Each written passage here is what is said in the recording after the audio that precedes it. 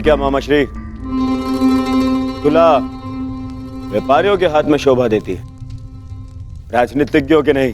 राजनीति दुनिया का सबसे कठिन व्यापार है मेरे प्यारे सम्राट। जहां शत्रु का लाभ और अपनी हानि ठीक से तोली नहीं गई तो पराजय का मुख देखना पड़ता है दुर्योधन। जैसे जैसे ये तुला, जिसकी एक ओर 100 कौरव और दूसरी ओर 5 पांडव, परंतु अभी तक इस तुला का संतुलन बना हुआ है दुर्योधन।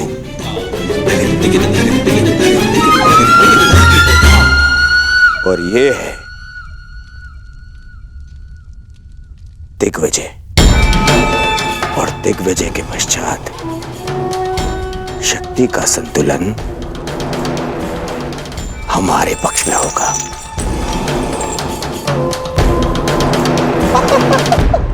तुम नहीं समझोगे मेरे प्यारे सम्राट।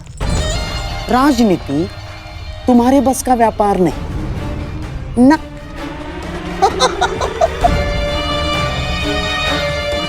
अर्थात एक चतुर राजनीतिज्ञ के लिए यह आवश्यक है कि अपनी शक्ति बढ़ाने के साथ साथ शत्रु की शक्ति का नाश भी करे। तुला का भार अपने पलड़े की ओर करने के लिए यह आवश्यक नहीं है कि अपना भार बढ़ा लिया जाए। शत्रु का भार कम करके भी यह सब किया जा सकता है दुर्योधन। मामा श्री, आपकी ये बातें मेरी समझ के तो बाहर है। परंतु भविष्य मेरे दृष्टि के भीतर है दुर्योधन। तुम और मैं, हम दोनों कर्ण के साथ दिग्विजय पर चलेंगे। क्यों मामा श्री, आपको कर्ण की शक्ति पर विश्वास नहीं है? कुछ विजय शक्ति से नहीं, नीति से की जाती है। कर्ण तुम्हारी शक्ति बढ़ाने के लिए दिग्विजय करेगा और हम पांडवों की शक्ति कम करने के लिए संधि करेंगे। और पांडवों की सबसे बड़ी शक्ति है वासुदेव कृष्ण, और हमारा लक्ष्य है या तो वासुदेव कृष्ण हमारे पलड़े में आ जाए या तो पांडवों के पलड़े से हट जाए।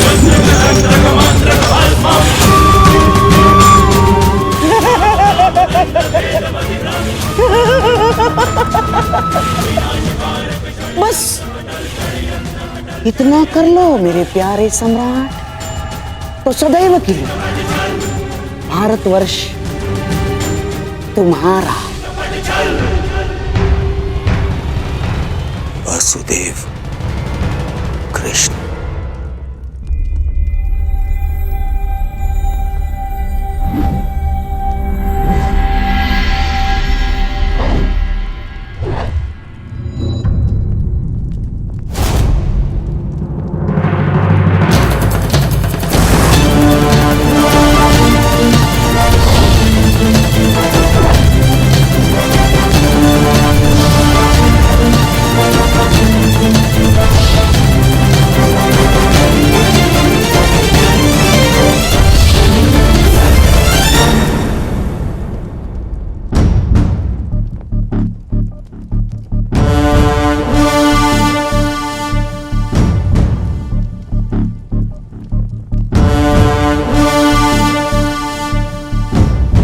फिर से मेरे समीप आने से चूक गए कान्हा। चूंकि आपकी दृष्टि है ही इतनी तीक्ष्ण दाऊ।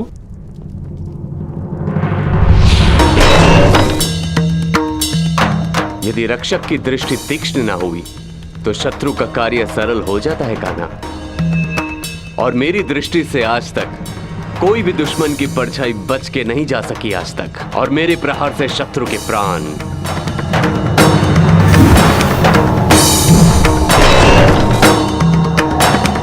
और यदि कोई ऐसा वीर आया जिसे आक्रमण करने से ना रोक सके तो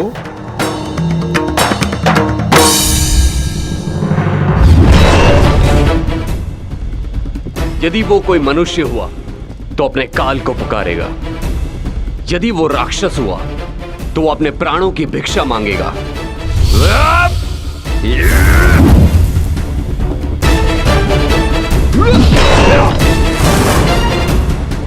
और यदि वो देवता हुआ तो वो पछताएगा कि उसने अमृत पान क्यों किया। और यदि आक्रमण करने वाला देव दानव मनुष्यों से अधिक शक्तिशाली हुआ तो द्वारिका की रक्षा कैसे होगी दाऊ? तुम्हारे और मेरे रहते हुए भला द्वारका की ओर कौन खड़ा रह सकता है?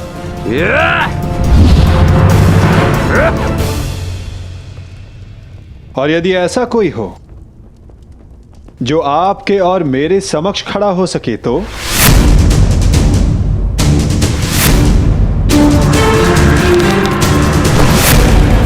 क्योंकि जिसका सामना हमसे होने वाला है दाऊ, वो स्वयं में एक पहेली है।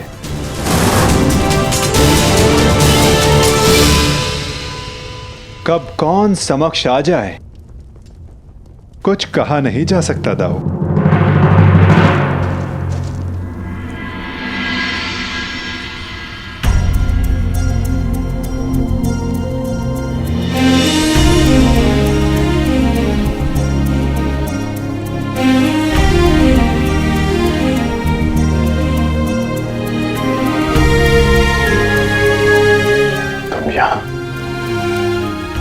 हाँ, सुना है तुम दिग्विजय पर जा रहे हो, इसीलिए तुम्हें शुभकामना देने चली आई। तुम्हारा मुख बता रहा है कि तुम शुभकामना देने नहीं, किसी प्रश्न का उत्तर लेने आई हो। प्रश्न तुम जानते हो कर्ण।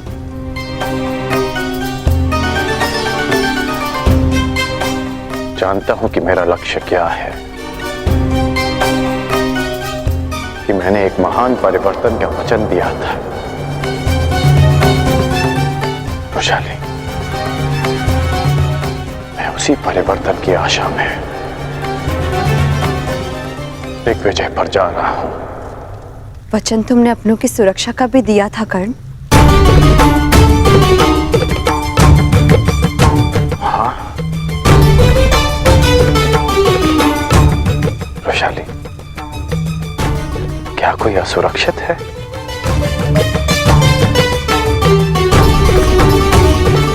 किसी को उसके अधिकारों से वंचित किया गया है क्या? हाँ, तुम्हारे अपनों में तुम्हारे राज्य के निवासियों के अतिरिक्त कोई और भी सम्मिलित है कर्ण।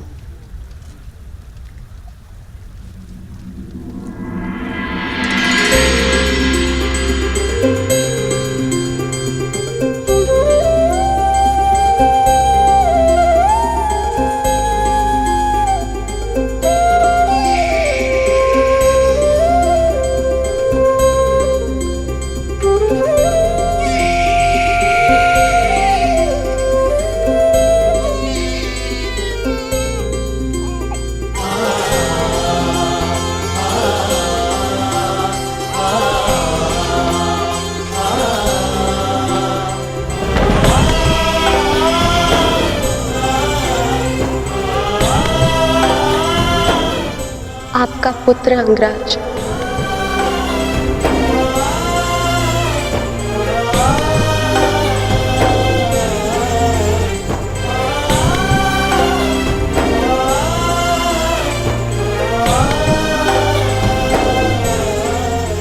इसका नाम क्या रखा? नामकरण अभी किया नहीं। पुत्र के नामकरण का अधिकार उसके पिता को होता है।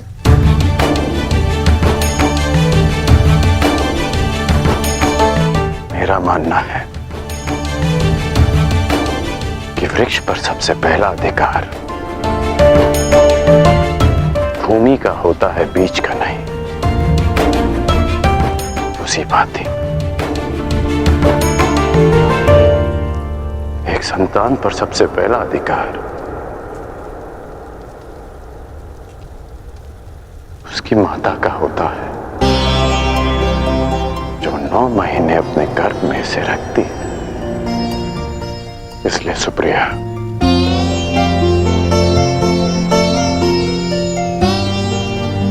इसका नामकरण तुम करोगी।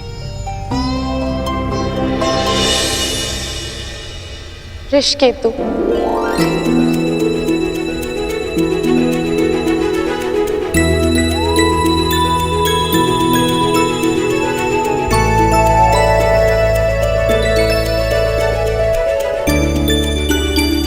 उस रुशाली के नाम पर जिसके त्याग के कारण मैंने आपको पति के रूप में पाया,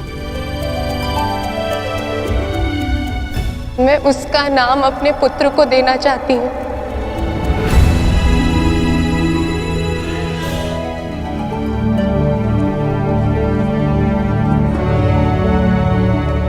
अद्भुत।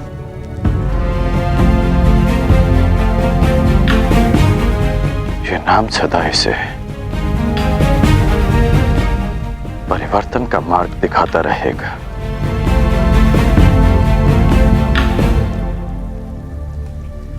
सुप्रिया, मैं नहीं जानता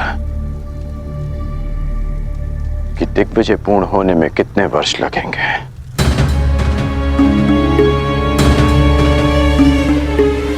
कदाचित हमारा पुत्र बालक से युवा हो जाएगा। तुम इसका ध्यान रखना।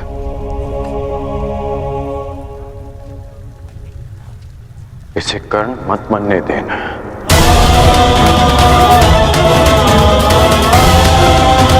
आवश्यकता पड़ने पर इसे वचन तोड़ना भी सिखाना।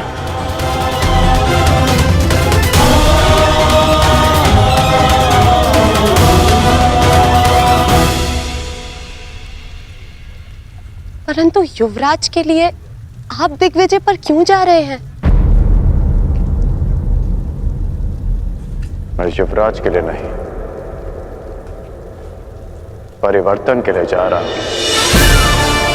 मेरी इच्छा है कि मेरी संतान एक नए भारत में पले, परिवर्तित भारत में, जहां कोई अन्याय ना हो, अत्याचार ना हो, कोई भेदभाव ना हो, जहां श्रेष्ठता जन्म से सिद्ध ना हो, अपितु कर्म से सिद्ध हो, जहां किसी और कारण को नियमों में भंग कर एक स्त्री का चीरहरण ना देखना पड़े।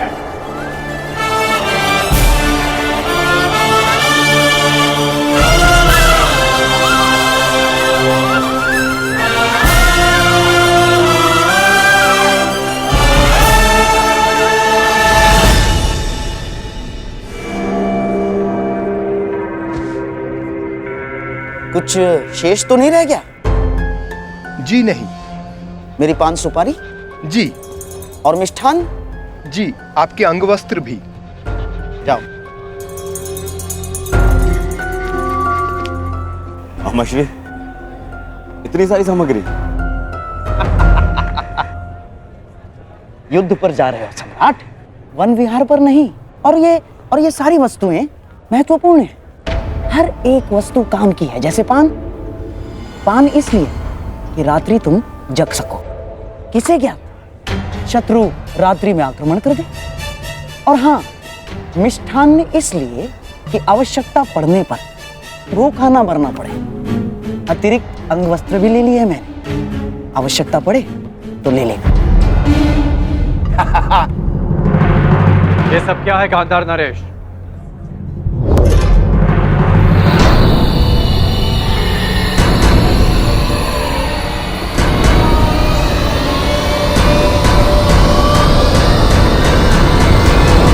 ये कैसा प्रबंध है?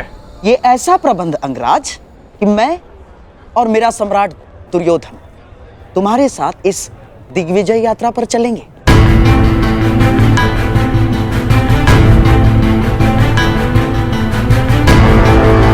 परंतु इसकी क्या आवश्यकता है?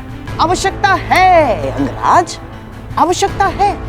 तुम उन राजाओं पर विजय तो पालोगे, परंतु उनके समक्ष संधि की शर्तें कौन रखेगा? मैं। और हस्तिनापुर के प्रतिनिधित्व के रूप में मेरे दुर्योधन के समक्ष वो समर्पण करेंगे।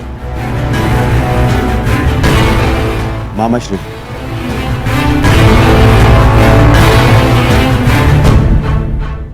मित्र, मैं केवल इसलिए चल रहा हूं ताकि अपनी आंखों से तुम्हें सभी राजाओं पर विजय प्राप्त करते हुए देख सकूं। परंतु यदि तुम नहीं चाहते कि मैं साथ चलूं, तो हम नहीं जाएंगे। नहीं युवराज, आपकी इच्छा, इस सेवक के लिए आदेश है, मुझे कोई आपत्ति नहीं।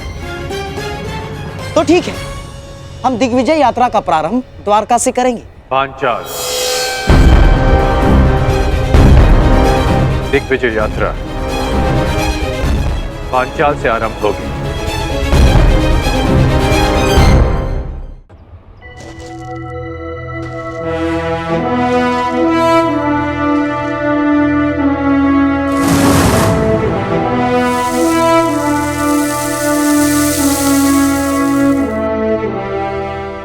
अब भी एक महत्वपूर्ण अस्त्र पाना शेष है पार्थ, पशुपतास्त्र।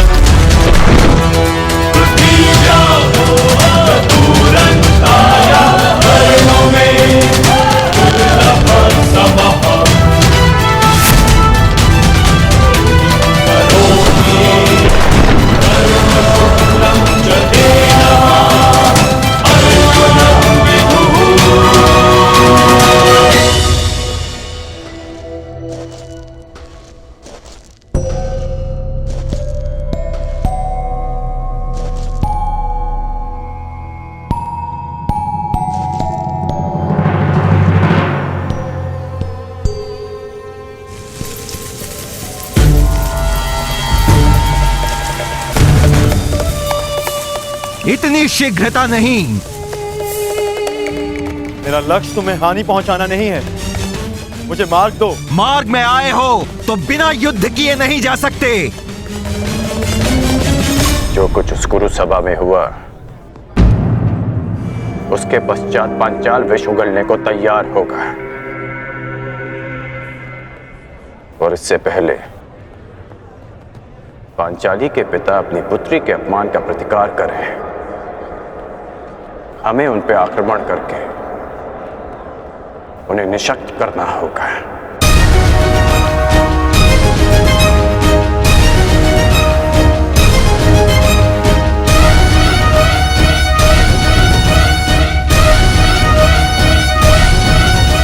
मामाश्री, शत्रु का पलड़ा अभी हल्का हो या बाद में, हमारा पलड़ा सदैव भारी रहेगा, क्योंकि हमारे पास कर्ण है।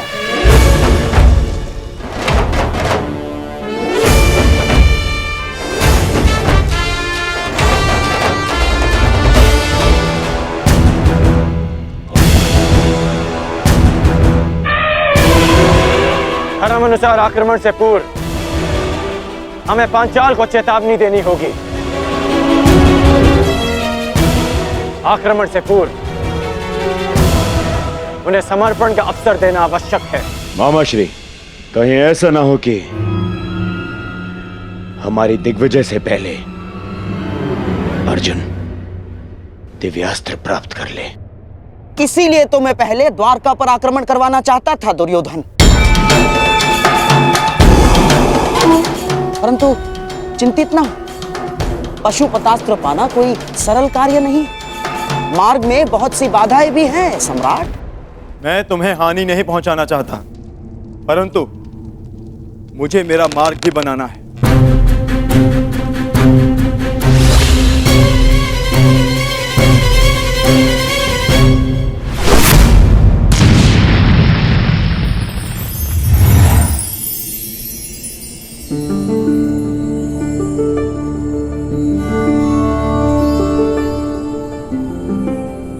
मैंने आज तक तुम जैसा मनुष्य नहीं देखा, इतना हठी परंतु इतना चैतन्य। तुम्हें मार्ग देकर मुझे आनंद की प्राप्ति होगी।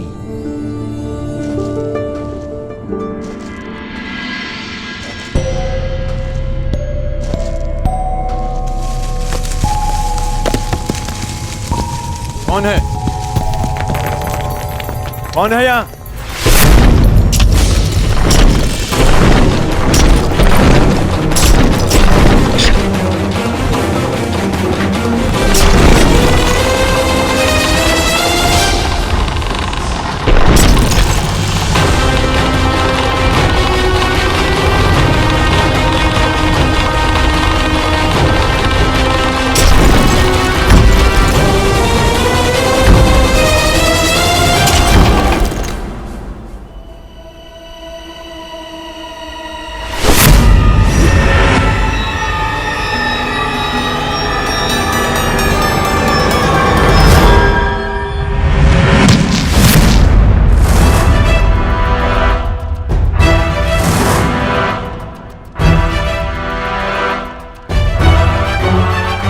ये तो महागुरु परशुराम के शिष्य का संदेश है,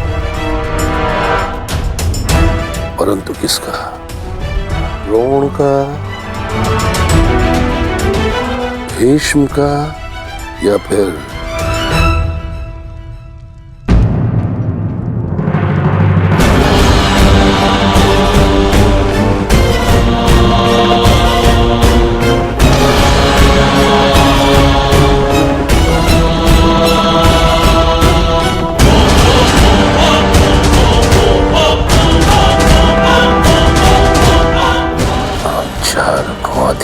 स्वीकार नहीं है।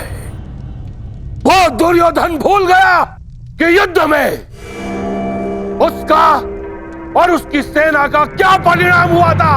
अपने गुरु द्रोणाचार्य के लिए गुरु दक्षिणा लेने आया था वो, परंतु हमने स्वयं उसे उसके प्राणों की दक्षिणा दी।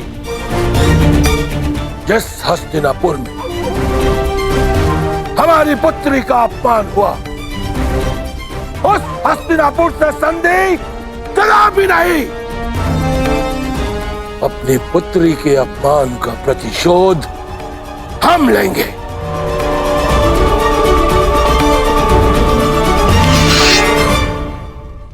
यह पांचाल नरेश द्रुपद हस्तिनापुर के विरुद्ध युद्ध का शंखनाद करता है। धृष्टद्युम्न, पांचाल के सबसे घातक अस्त्र को प्रस्तुत करने का समय आ गया है।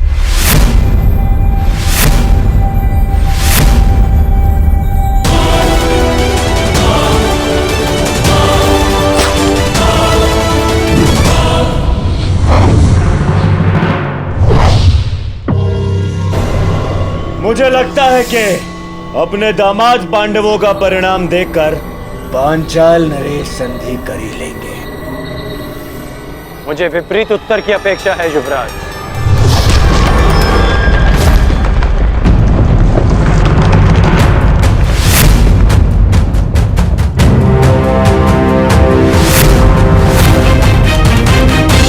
पांचाल नरेश का उत्तर आ गया युवराज।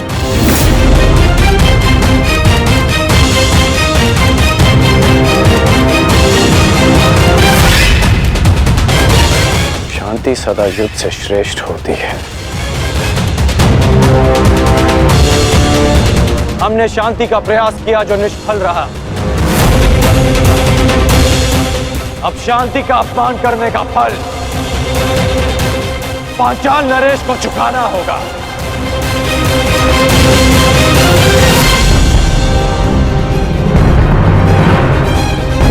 अब जब युद्ध निश्चित है अंगराज, तो सावधान रहना। कदाचित आपने पांचाल के मायावी योद्धा के विषय में नहीं सुना है। मायावी योद्धा? हाँ अंगराज, मायावी योद्धा, द्रुपद की सबसे बड़ी शक्ति।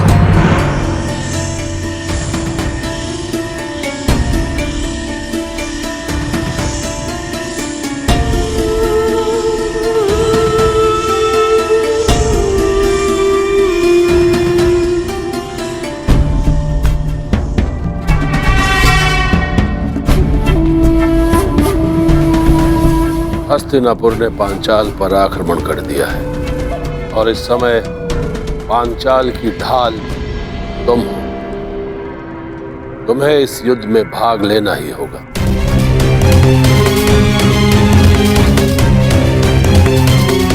गहरे काले वस्त्रों में योद्धा नहीं, अंधकार है वो।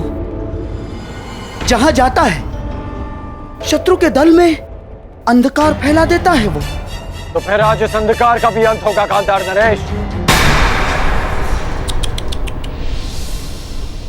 सामान्य योद्धा नहीं है वो अंगराज।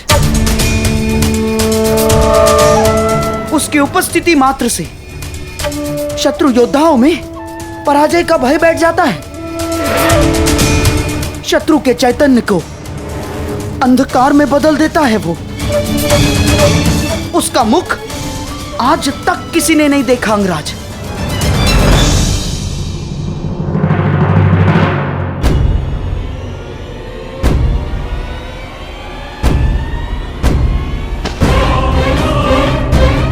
यही अवसर है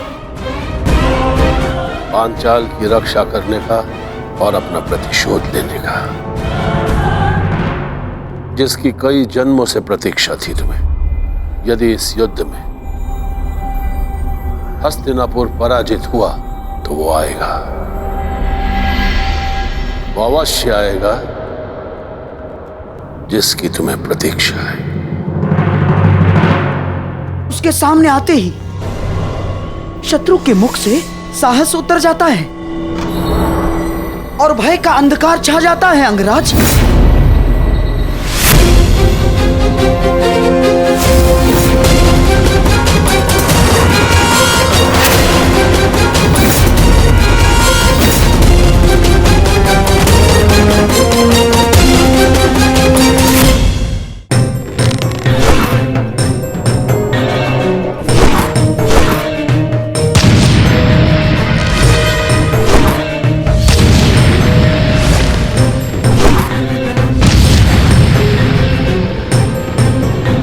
चट्टान पर बाणों का प्रभाव क्यों नहीं हो रहा? अवश्य ये कोई माया जाल है।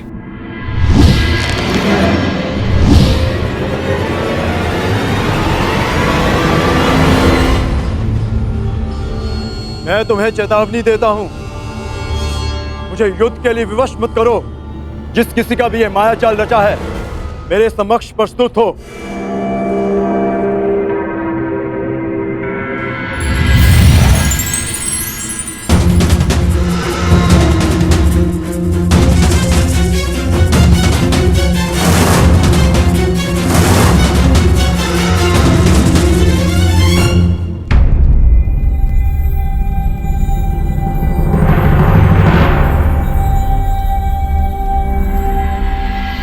हस्तिनापुर ने पंचाल पर आक्रमण कर ही दिया। यदि हस्तिनापुर की सेना आई है तो वो भी जरूर आएगा, वो जिसकी मुझे वर्षों से प्रतीक्षा है। आप युद्ध कीजिए। हस्तिनापुर को अंधकार के गर्त में पहुंचाने के लिए आपका योद्धा उचित समय पर प्रस्तुत हो जाएगा।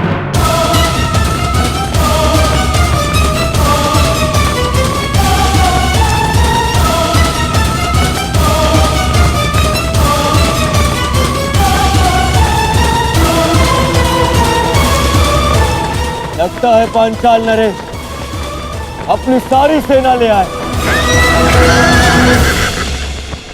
तो आज पांचाल की सारी सेना का नाश होगा।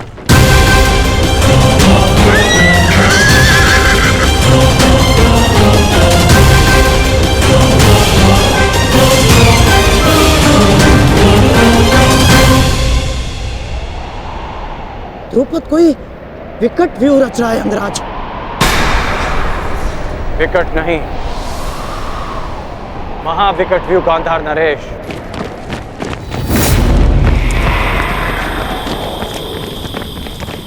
ठीक से देखिए।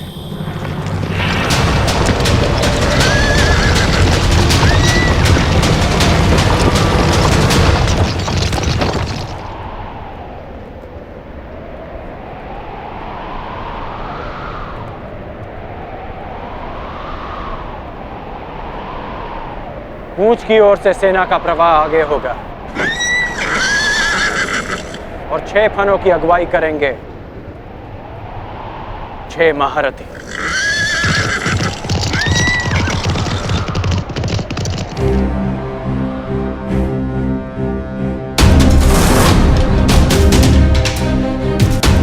ये शेषनाग व्यू रच रहे हैं।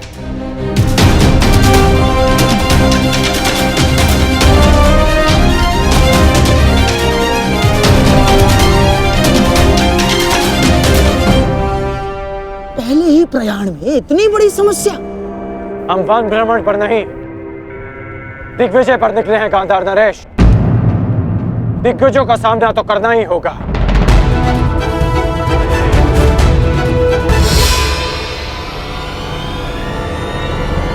व्यू रचना।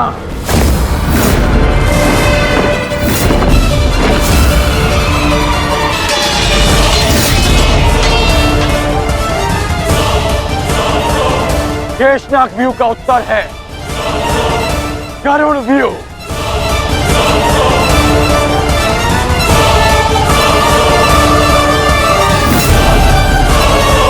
जिस प्रकार नागों का दमन गरुड़ करते हैं, उसी प्रकार हमारा व्यू पांचाल की सेना को छिन्न भिन्न कर देगा। अद्भुत मित्र, अद्भुत। पांचाल नरेश, ये हस्तिनापुर की ओर से अंतिम चेतावनी है। अंतिम अवसर है आपके पास। युवराज दुर्योधन से संधि कर लीजिए। वही दुर्योधन ना जो पिछले युद्ध में हमारे हाथों बंदी बना था। वो दुर्योधन मित्रता के योग्य नहीं है। जिन कौरवों के हाथ हमारी पुत्री यज्ञासिनी के आंचल तक पहुंचे हैं, उन हाथों से संधि नहीं, अपितु उन हाथों का नाश होना चाहिए। अब मेरी भी अंतिम चेतावनी सुन लो अंगराज। तुम्हारा भला इसी में है कि लौट जाओ, अन्यथा जिस प्रकार चक्की में चने के साथ धुन भी पीसी जाती है, उसी प्रकार इस दुर्योधन के साथ तुम्हारा भी नाश होगा।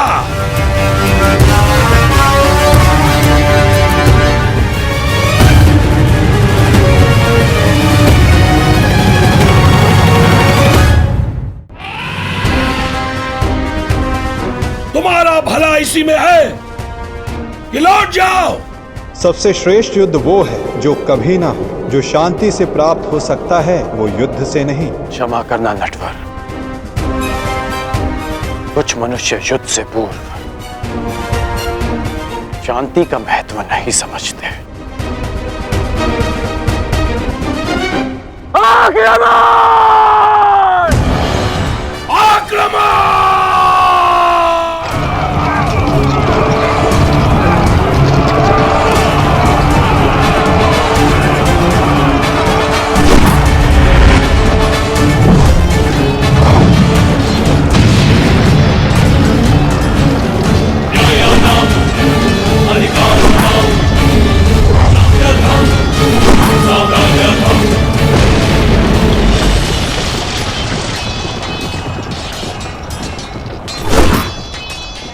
आज मैं और मेरा पुत्र इसी रणभूमि में द्रौपदी के अपमान का प्रतिशोध लेंगे। आज पांचाल की 5 नदियां कौरव सेना के नाश की साक्षी बनेगी।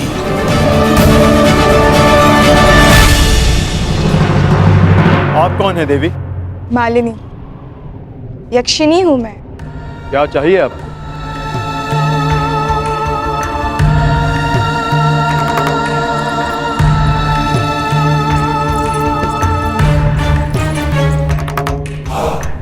तुम्हारा प्रेम, जब से तुम्हें देखा है तुम्हारी ओर मोहित हो गई हूँ। अर्जुन, तुम जैसा ही एक वीर पुत्र चाहिए, मुझे स्वीकार करो। क्षमा चाहता हूँ, मैंने ब्रह्मचर्य व्रत लिया है। व्रत और संकल्प दोनों ही तोड़ने के लिए बने हैं। विश्वामित्र ने भी मेनका के लिए अपनी तपस्या तोड़ दी थी, तुम भी तोड़ दो मेरे लिए। नहीं देवी, जब तक मैं पशुपत अस्त्र प्राप्त नहीं कर लेता, मैं अपनी प्रतिज्ञा से बंधा हूं। और जब तक तुम मेरी कामना नहीं पूरी कर देते, तब तक तुम इसी गुहा में बंद रहोगे। मुझे प्रहार के लिए विवश मत कीजिए।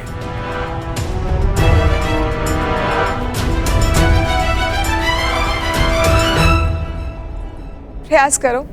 स्त्री पर अस्त्र उठाना क्षत्रिय धर्म नहीं, परंतु जो स्त्री काम वेश में आकर पुरुष का धर्म भंग करना चाहे, जिसे मर्यादा का ज्ञान ना हो, जो अपनी ही काम पूर्ति के लिए अपनी शक्तियों का दुरुपयोग करे,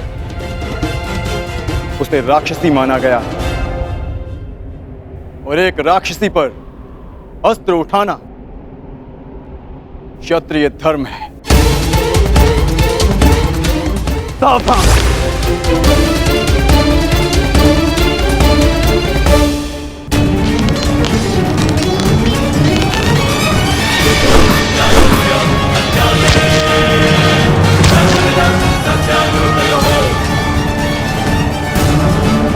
नरेश, आप भूल रहे हैं कि मैंने किससे शिक्षा ली है। कदाचित आपने मुझे स्वयंवर में अपने कौशल प्रदर्शन का अवसर दिया होता, तो आज आप मुझसे युद्ध करने का दुस्साहस नहीं करते।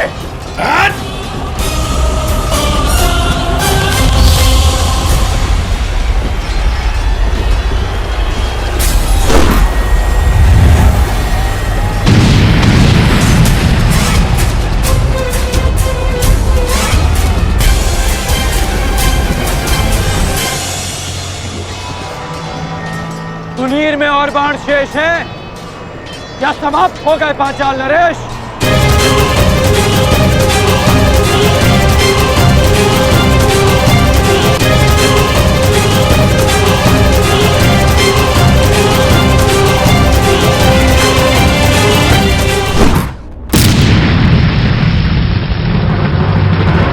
सुनीर में और बाण शेष हैं या समाप्त हो गए पांचाल नरेश? सम्राट, एक बात तो माननी पड़ेगी, तुम्हारे इस मित्र कर्ण का कोई तोड़ नहीं ना। कर्ण का कोई सामना कर सकता है तो वो केवल अर्जुन है, परंतु पता नहीं पशुपतास्त्र की यात्रा में अब वो किस मोड़ पर होगा।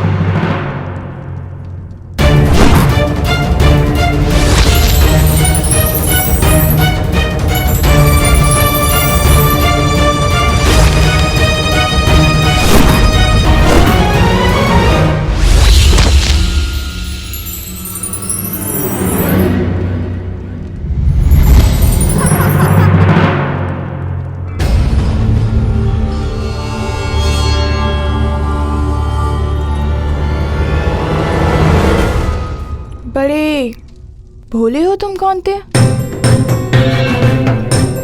जिस अस्त्र से मुझे मारा जा सके वो तुम्हारे पास नहीं है, परंतु जिस अस्त्र से तुम्हें बांधा जा सके वो अस्त्र मेरे पास है।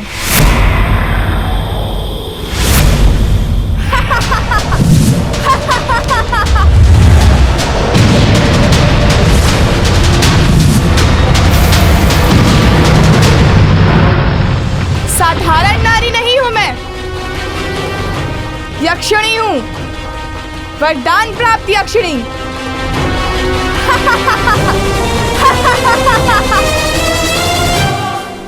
इस गण के सामने हमारा हर प्रहार असफल है पिताश्री। समय आ गया है पांचाल के सबसे घातक अस्त्र को प्रस्तुत करने का।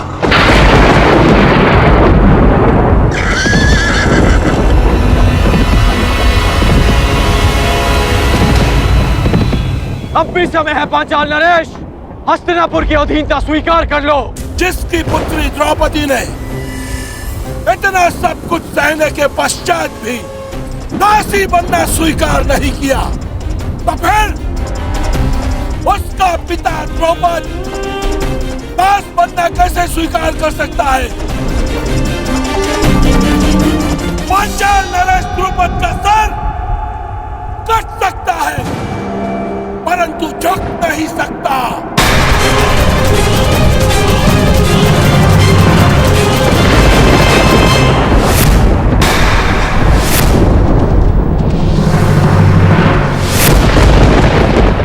मुझे युवराज दुर्योधन के चरणों में राजाओं के मस्तक चाहिए। झुके हुए मिले तो उत्तम, अन्यथा कटे ही सही।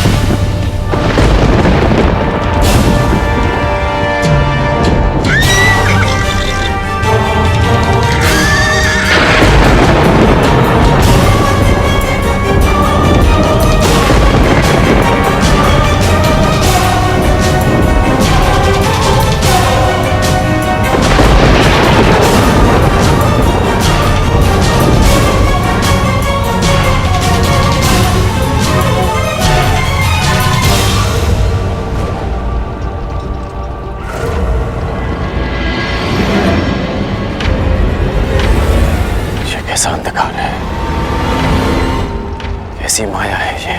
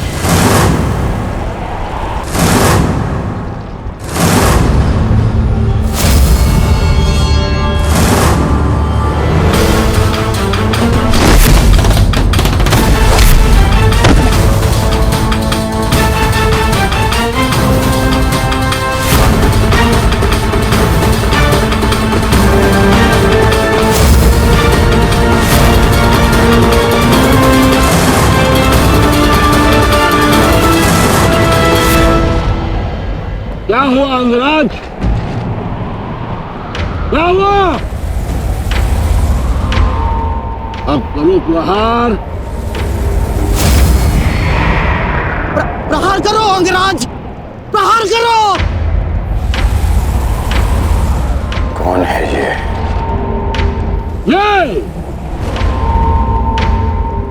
ये द्रुपद का वार। पांचाल का हाल है। चलो युद्ध करो। बच सकते हो तो बचो।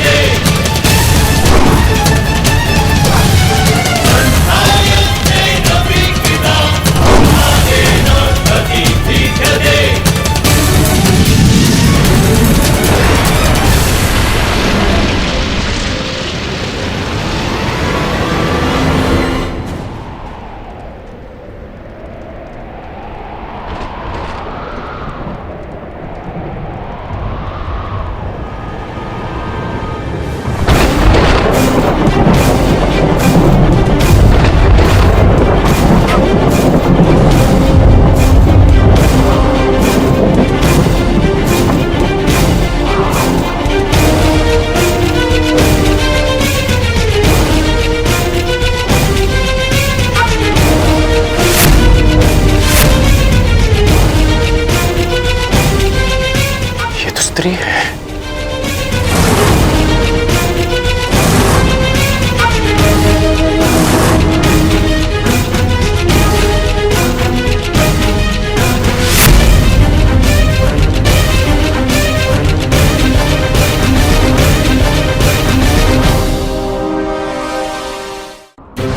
सावधान कर्ण।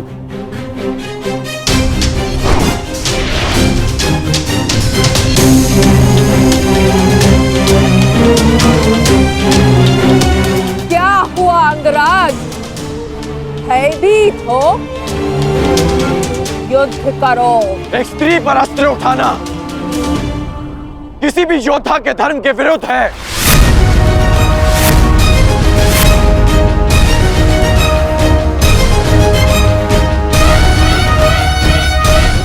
अब क्या करोगे मित्रगण? क्या स्त्री पर अस्त्र न उठाने के कारण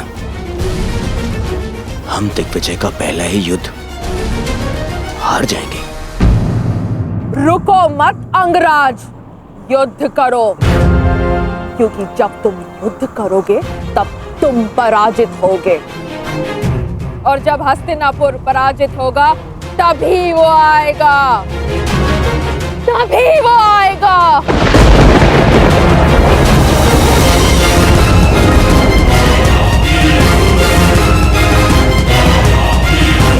किसके आने की बात कर रहे हैं? तुम सबको बंदी बनना होगा, तभी वो आएगा, तभी मेरे जन्मों का प्रतिशोध पूर्ण होगा। मामा जी, ये किसकी बात कर रही है? किसे लाना चाहती है वो यहाँ पे?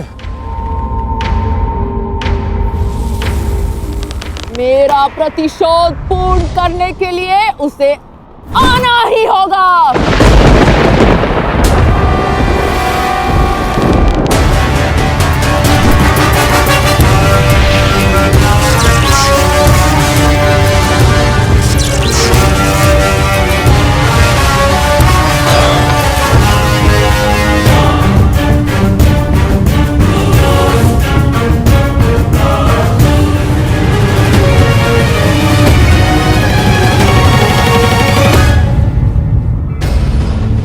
दिव्य कवच तुम्हें प्रहार से बचा सकता है अंगराज, परंतु कब तक?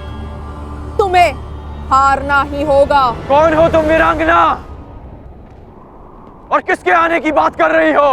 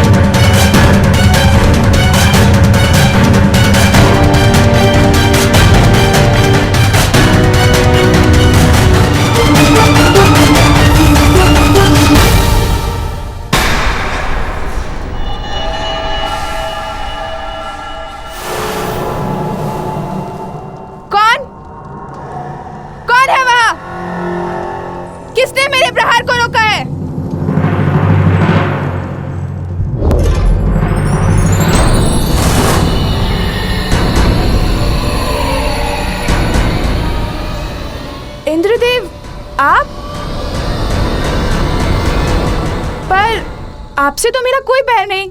मेरे पुत्र से बैर कर कर तुमने मुझे अपना बैरी बना लिया।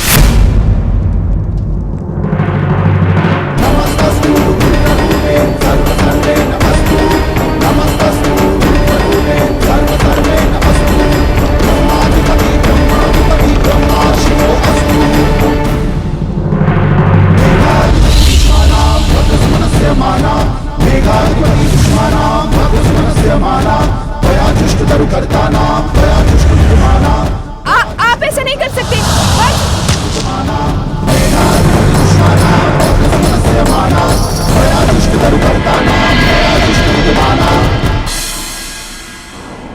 बताओ कौन हो तुम?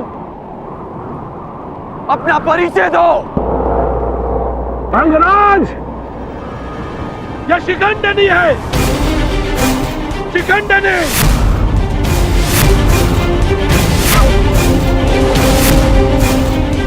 मेरी पुत्री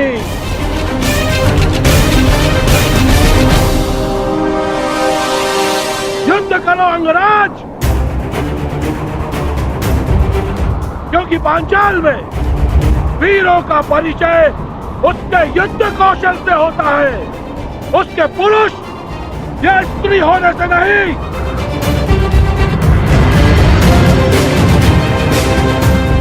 और यदि लड़ने का साहस नहीं है तो बुलाओ उसे, मेरे सामने लाओ।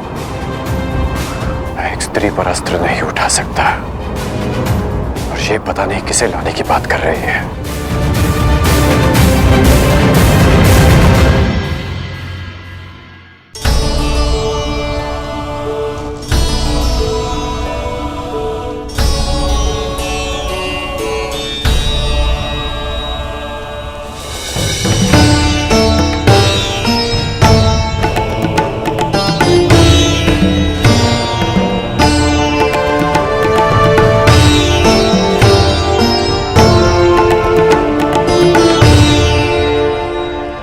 परिश्रम का समय है पुत्र अर्जुन। हमारा लक्ष्य कैलाश है।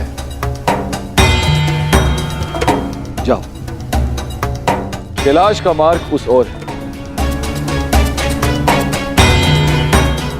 जाओ अर्जुन, कैलाश की ओर प्रस्थान करो। विजयी भाव, यशस्वी भाव, सफल भाव।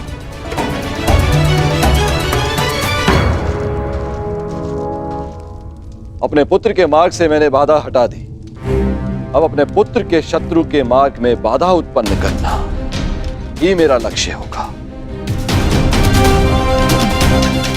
सावधान कर, देवराज इंद्र अपना प्रतिशोध लेकर रहेगा। कर्ण, प्रहार करो। यदि तुमने प्रहार नहीं किया तो मैं प्रहार करूंगा। नहीं युवराज, नहीं।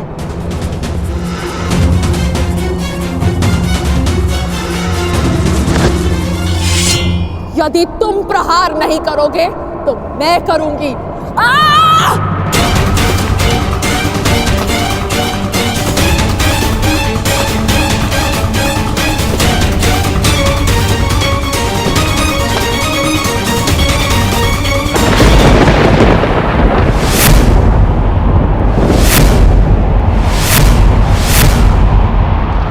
गया वो, आज मेरे जन्मों का प्रतिशोध पूर्ण होगा।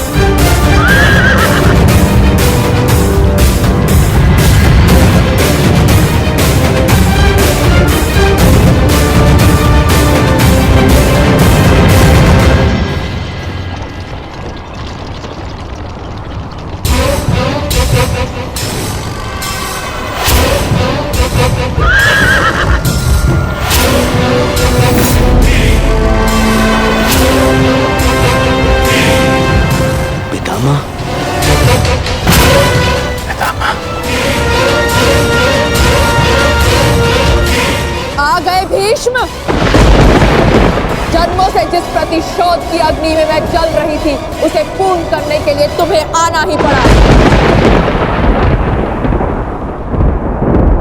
स्मरण है या भूल गए? मेरा अपमान, मेरे अस्तित्व का नाश। स्मरण है वो अपमानित अम्बा जिसे न प्रेम मिला न पति। स्मरण है वो अबला अम्बा जिसके स्वयंवर से एक टूटी हुई वस्तु के भांति उठाकर तुम ले आए। स्मरण है वो अम्बा जो अपने अपमान के प्रतिशोध के लिए हर वीर के पास गई, हर योद्धा के पास भटकी। स्मरण है वो अम्बा जिसने तुम्हारी नाश की प्रतिज्ञा लेकर अपने आप को अग्नि को समर्पित कर दिया।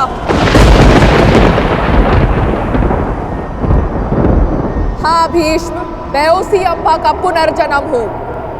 शिखंडिनी, शिखंडिनी, शिखंडिनी।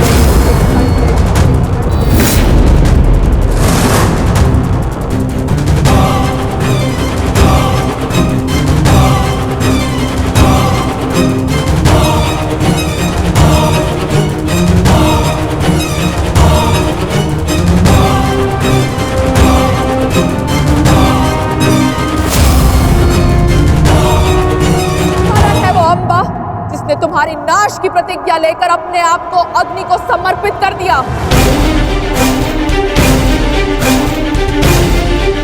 हाँ भीष्म, मैं उसी अम्बा का पुनर्जन्म हूं। शिखंडिनी, शिखंडिनी, शिखंडिनी।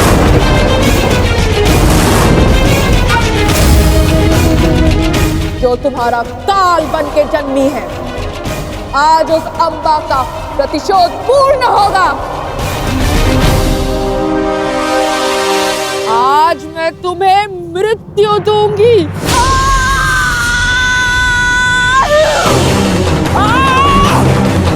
कौन? पितामह को बचाओ, रोको उसे।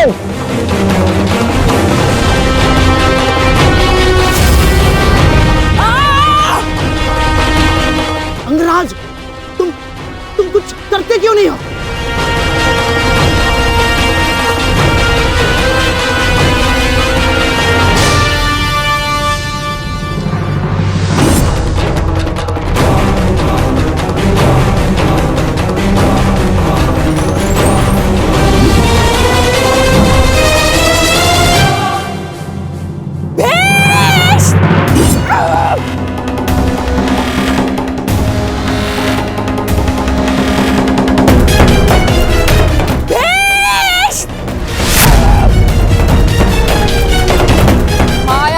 के बच नहीं पाओगे भीष्म।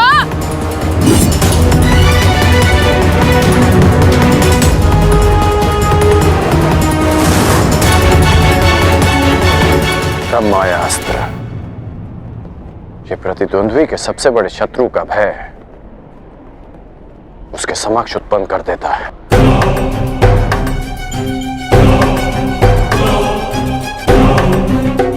आज मैं तुम्हारे हर एक प्रतिबिंब का नाश कर दूंगी।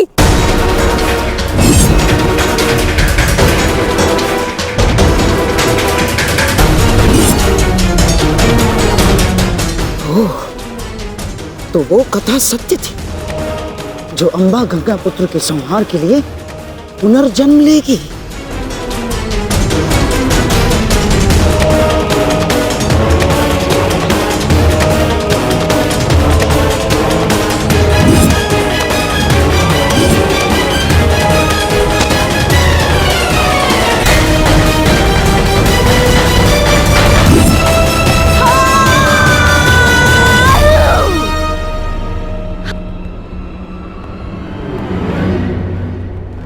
मुझे मेरा प्रतिशोध लेना है।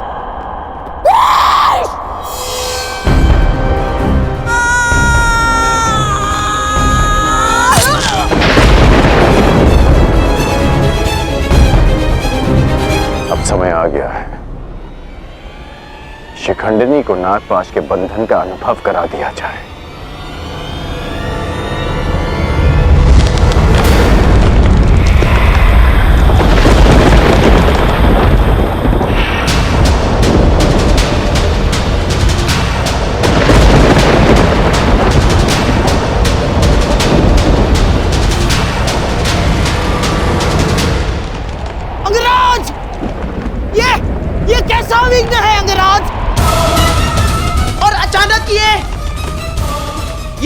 जलवायु परिवर्तन कैसा?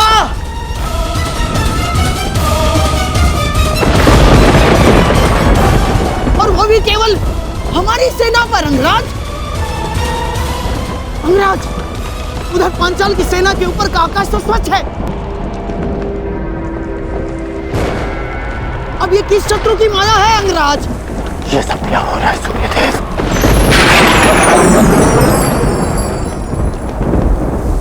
ये सूर्यदेव नहीं मूर्खगण, ये मैं, तुम्हारा परम शत्रु देवराजेंद्र।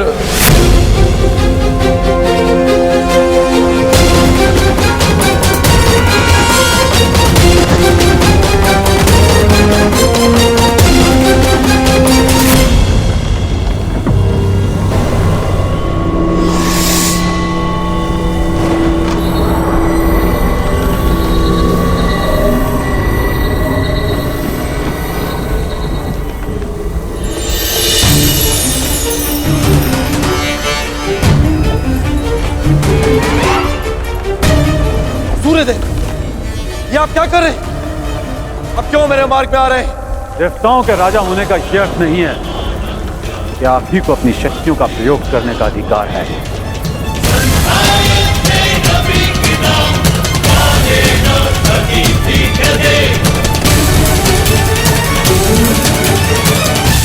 परंतु सूर्यदेव, आप क्यों मेरे मार्ग में आ रहे हैं? प्रश्न मेरा भी यही है।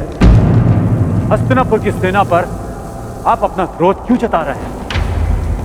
सूर्यदेव, मैं तो केवल अपने पुत्र के मार्ग में आई अड़चन को हटा रहा, और मैं भी अपने पुत्र की सहायता करने का प्रयत्न कर रहा हूं। आपका पुत्र?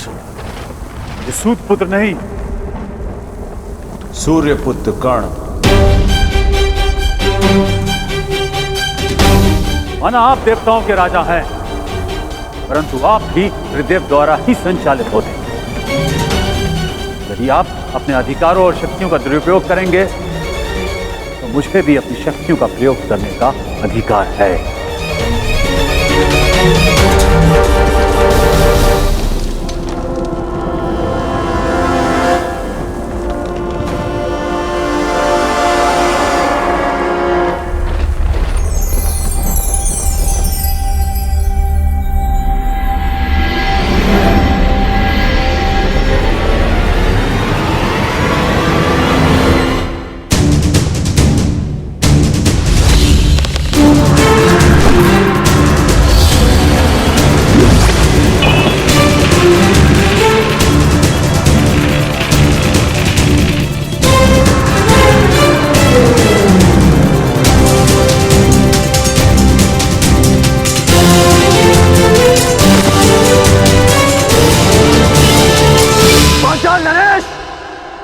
यदि अपने राज्य का विध्वंस नहीं चाहते हो तो अपनी पराजय स्वीकार करो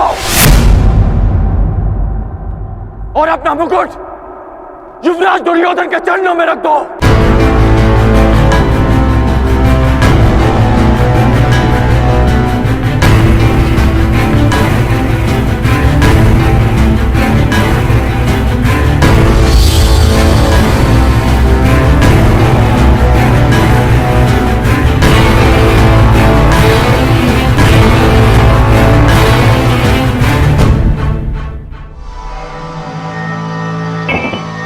मामाश्री, आज इस विजय से मेरी उस पराजय के अपमान का दंश मेरे हृदय से निकल गया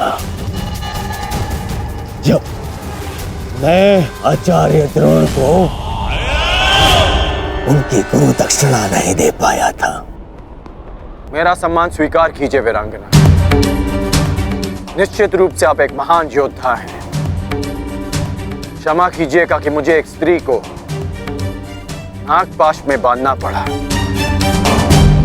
क्यों तुम पुरुषों को यह अभिमान है कि स्त्री केवल दया का पात्र है? कि वो दुर्बल है? कि वो केवल सृजन कर सकती है? एक स्त्री अगर चाहे तो संहार भी कर सकती है। शताब्दियों से यही तो चला आ रहा है, सम्मान की आड़ में स्त्री का अपमान।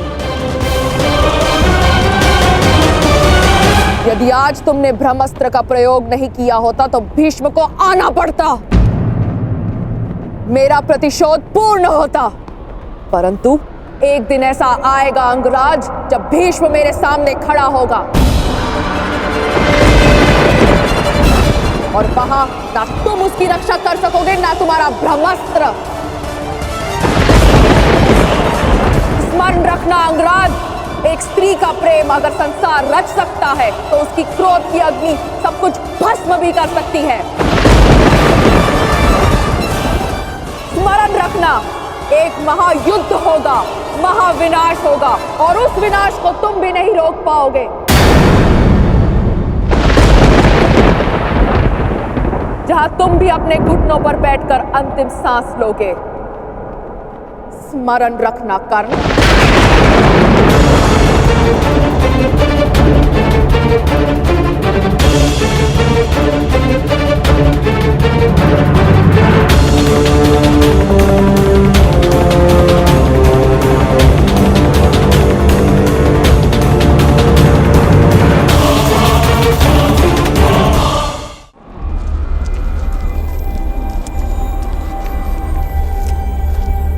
बड़ा भयंकर युद्ध था अंगराज। महादेव की कृपा से समाप्त हुआ और हमारी विजय हुई।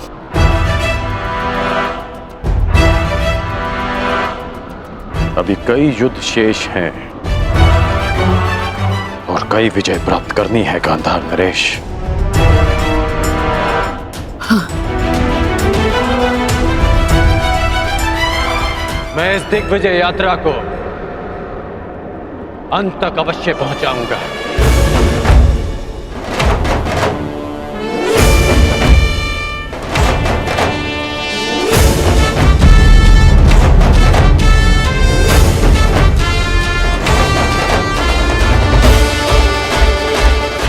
आखिर कब इस कर्ण का विजय रथ रुकेगा?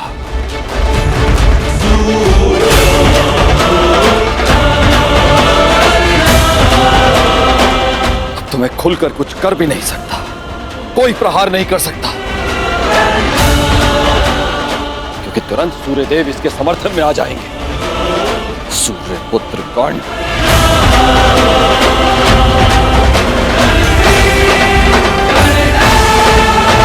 कर्ण पांचाल पर विजय कर मगध की ओर बढ़ता जा रहा है। और वहां मेरा पुत्र अर्जुन वो तपस्या करके भी महादेव को प्रसन्न नहीं कर पा रहा। ओम नमः शिवाय।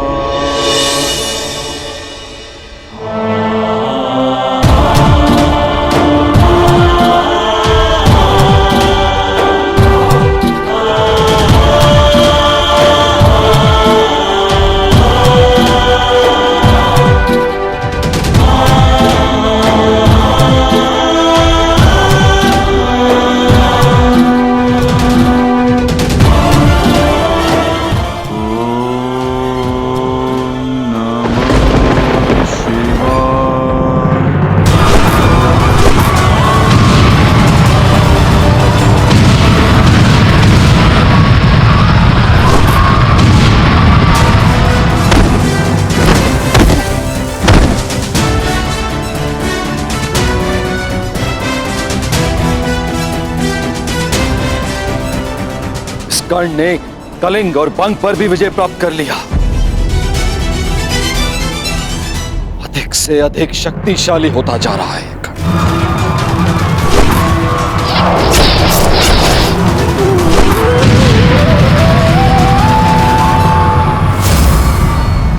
अर्जुन, सब पर शीघ्र प्रसन्न होने वाले महादेव ना जाने कब मेरे पुत्र अर्जुन पर कृपा करेंगे।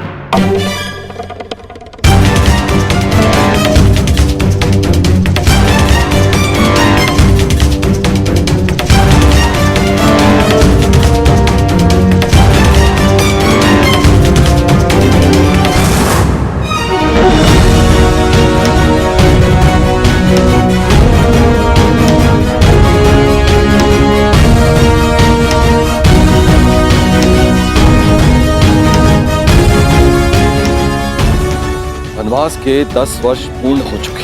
ये कर्ण अब तक अपराजित है, दिग्विजयी बनने की सीमा पर खड़ा है। क्या करूं मैं और कैसे अपने पुत्र अर्जुन को इस कर्ण से अधिक शक्तिशाली बनाऊं? कैसे?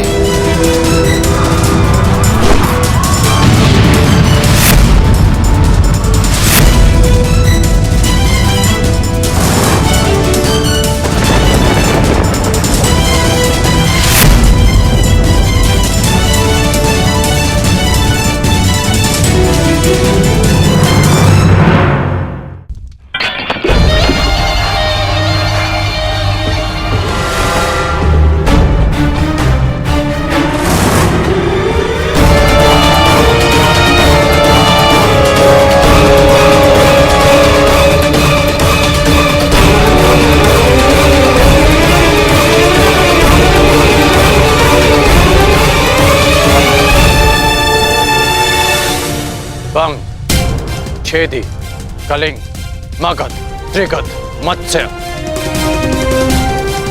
इन सब पर या तो विजय मिली है या इनसे संधि हुई है। युवराज,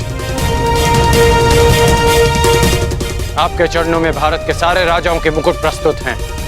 कुछ ने स्वेच्छा से दिए हैं और कुछ के शीश काट कर लाए गए हैं। असत्य भाषण तुम जैसे वीर पुरुष को शोभा नहीं देता अंगराज। अभी तक दिग्विजय संपन्न नहीं हुई है, क्योंकि इन मुकुटों में एक मुकुट तो है ही नहीं।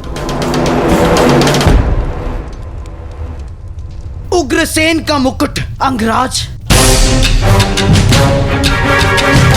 द्वारका अंगराज, द्वारका।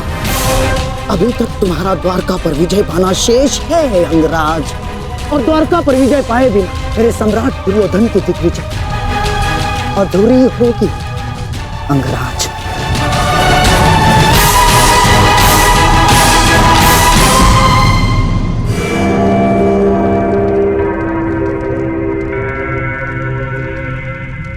द्वारका से युद्ध यानी वासुदेव से द्वंद्व। क्या आप नरसंहार का प्रण लेकर हस्तिनापुर से निकले थे गांधार नरेश? रक्त की नदियां बह जाएंगी, परंतु वासुदेव और श्री बलराम को हराना असंभव है। लोग इन्हें यूं ही अवतार नहीं कहते। अवतार की कथा पे वो विश्वास करते हैं जो कृष्ण से भयभीत हो।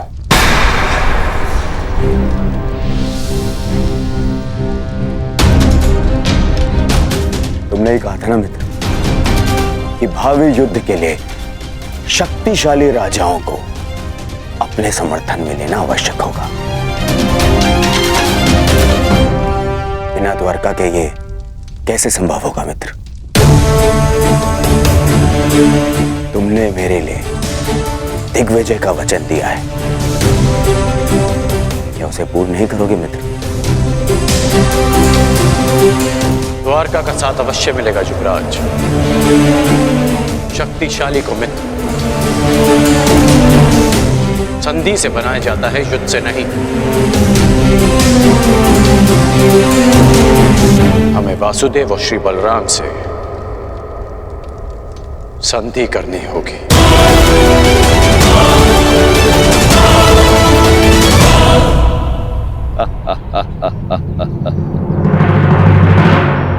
द्वारका से संधि? द्वारका से तुम्हारी संधि नहीं होने दूंगा कर्ण। तुम्हारे विनाश का जो अवसर मैं खोज रहा था वो तुमने स्वयं मुझे दे दिया है। अब देखना बलराम कैसे तुम्हारा विनाश करेंगे। ना ही ये सूर्यदेव बलराम के आगे कुछ कर पाएंगे और ना ही गोवर्धन उठाकर मुझे नीचा दिखाने वाला वो वासुदेव कृष्ण